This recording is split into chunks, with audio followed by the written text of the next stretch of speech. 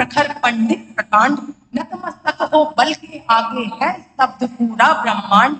यज्ञ हवन में रहे अग्रसर, यज्ञ हवन में रहे अग्रसर, और कुशलता शस्त्र महान, खड़ा रहे चरणों में हरदम, कर जोड़े पुष्पक विमान। खड़ा रहे चरणों में हरदम, कर जोड़े पुष्पक विमान। कि अद्भुत अमृतमय आभायुत, अद्भुत अमृतमय आभायुत है सज्जित लंका सम्राट। दसों दिशाओं बाजे डंका, व्याप्त हुआ साम्राज्य विराट। जाने कितनी धारण करता, जाने कितनी धारण करता, वो लंकेश गुणों की खान। एक अवगुण से नष्ट हो गया कुल वैभव और सब सम्मान। उसका एक अवगुण जिसके कारण उसका कुल वैभव यश सम्मान सब नष्ट हो गया। देखिए वो क्या था, किस प्रकार से उसके अंदर वो अवगुण था, सुनिए।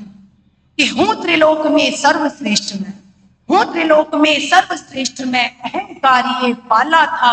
देख जानकी मुग्ध हुआ डेरा विकार ने डाला था। देख जानकी मुग्ध हुआ डेरा विकार ने डाला था। सिया हरण कर बहु इतराया, सिया हरण कर बहु इतराया। अभिमान में चूर हुआ, संचित कर पापों के सागर, पुण्य धरा से संचित कर पापों के सागर, पुण्य धरा से दूर। और जैसा कि देखो सिया हरण कर लाया उसने अशोक वाटिका में, हमको रखा। जब रावण अपने विवाह का प्रस्ताव लेकर माता सीता के पास अशोक वाटिका में पहुंचता है, तो माता सीता एक तिनका उठाती है, जिसे आप लोग धूप के नाल कहते हो, और उसके सामने रख देती है कि अगर तुझमें हिम्मत है तो इसको पार करके दिखा। रावण को पता था अगर वो उसे पार करेगा तो वहीं जलकर भस्म हो जाएगा। तो उस दृश्य को अपने आंखों में रखे और मेरी पंक्ति सुनिए। कि तृण को ढाल बनाती देखा, तृण को ढाल बनाती देखा, लंकापति हैरान हुआ। तृण को ढाल बनाती देखा, लंकापति हैरान हुआ। बल्कि शान हो गई मिथ्या, स्वयं स्वयं अपमान हुआ।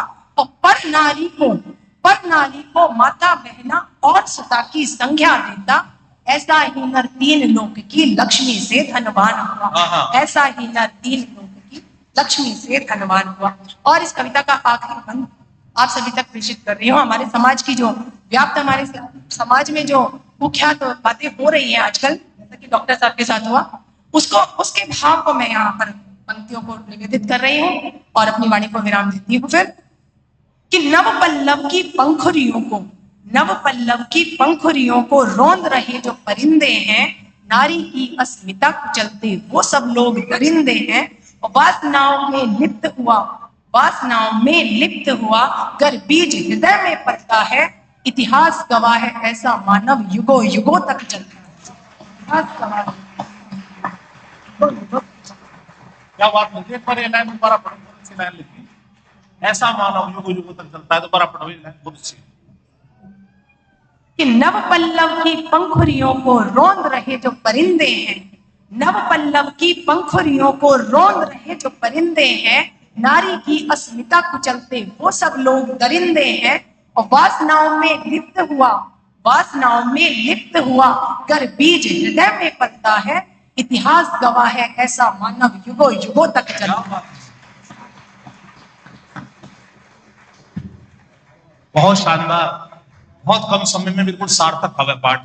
ये एक मंदिर के अंदर होने वाले कवि सम्मेलन की विशेषता होती है कि वहां जो होता है सार्थक होता है, जो होता है श्री जी को ध्यान में रखते हुए, समय को और यहाँ की जनता को ध्यान में रखते हुए होता है।